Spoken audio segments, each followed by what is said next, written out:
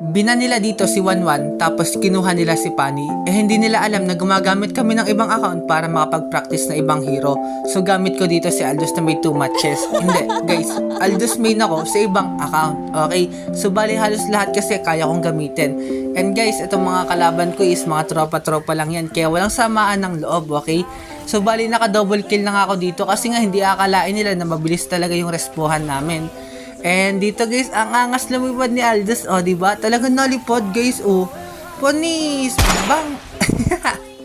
And dito naman guys, ito talaga yung mismong replay ko. I mean, mismong gameplay ko, oh, diba?